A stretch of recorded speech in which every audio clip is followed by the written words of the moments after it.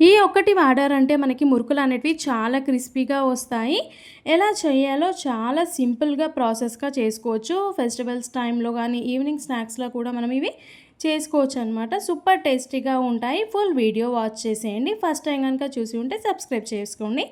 ఒక బౌల్ తీసుకొని, ఒక చిన్న గ్లాస్ మినపప్పు తీసేసుకొని, ఒక 5 గంటల పాటు నానబెట్టి, విజిల్ కుక్కర్‌లో వేసేసి 5-6 విజిల్స్ వచ్చే వరకు మినపప్పుని ఉడికించుకుని చల్లారిన తర్వాత ఇలా పేస్ట్‌లా రెడీ చేసేసుకోవాలి.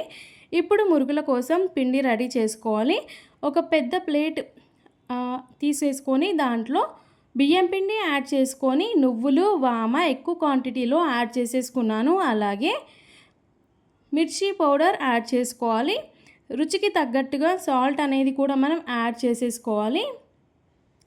ఇలా యాడ్ చేసేసుకొని ఈ మిశ్రమాన్ని మొత్తం మనము మిక్స్ చేసేసుకోవాలి. ఒకవేళ మనకి సాల్ట్ తక్కువైనా కూడా మనం ఇప్పుడు మిక్స్ చేసిన తర్వాత టేస్ట్ చేసి ఉప్పు అనేది యాడ్ చేసేసుకోవచ్చు అనమాట.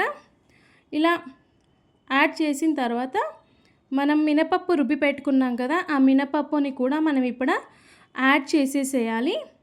ఫస్ట్ మినపప్పు పిండి ఉంది కదా, అది మంచిగా మిక్స్ చేసిన తర్వాత వాటర్ ఎంత పడతాయో తర్వాత కొద్ది కొద్దిగా యాడ్ చేస్తూ మినపప్పు పిండిని మనం రెడీ చేసేసుకోవాలి. మురుకుల పిండి అనేది ఈ విధంగా రెడీ చేస్తే మనకి మురుకులు చాలా క్రిస్పీగా వస్తాయి. కొంచెం టైం టేకెన్ పని అయినా కానీ మనకి మురుకులు అనేటివి చాలా టేస్టీగా వస్తాయన్నమాట. పిండిని మాత్రం ఈ విధంగా రెడీ చేసేసుకోవాలి. కొంచెం గట్టిగా ఉంటుంది పిండి. ఇట్లా మురుకుల గొట్టం ఉంటుంది కదా, దాంట్లో సన్నగా ముద్ద తీసుకొని ఆ గొట్టంలో వేసేసి పైనుంచి క్యాప్ అనేది పెట్టేసేయాలన్నమాట. నేను కింద కాటన్ క్లాత్ అయితే తీసుకున్నాను. కాటన్ క్లాత్ పైన మురుకులు అనేది వేస్తే చాలా ఈజీగా ఉంటుంది తీయడానికి కూడా. డైరెక్ట్గా ఆయిల్లో వేయలేం కాబట్టి ఇలా క్లాత్ పైన అయితే నేను వేసేస్తున్నాను అనమాట. చిన్న సైజ్ మురుకులు కావాలంటే చిటి మురుకులు చేసుకోవచ్చు. అలాగే పెద్ద సైజ్ మురుకులు కావాలంటే ఇప్పుడు నేను చూపించే విధంగా మీరు ఈజీ ప్రాసెస్లో చేసేసుకోవచ్చు అనమాట. చూడండి ఎంత చక్కగా వస్తున్నాయో.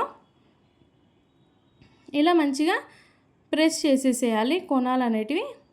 ఇంకొకటి కూడా అలాగే చేసేసుకోవాలి.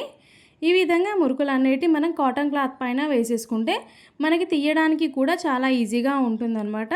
డీప్ ఫ్రై కోసం ఆయిల్ కూడా పెట్టాను. ఆయిల్ హీట్ ఎక్కుతుంది. ఇప్పుడు మెల్లిగా ఒక్కొక్కటిగా తీసుకొని డీప్ ఫ్రై చేసుకోవాలి ఆయిల్లో. మీడియం ఫ్లేమ్లో పెట్టుకొని మనం మురుకులని వేయించుకోవాలన్నమాట. వన్ సైడ్ గోలిన తర్వాత నెక్స్ట్ సైడ్ కూడా మనం వీటిని వేసేసుకోవాలి.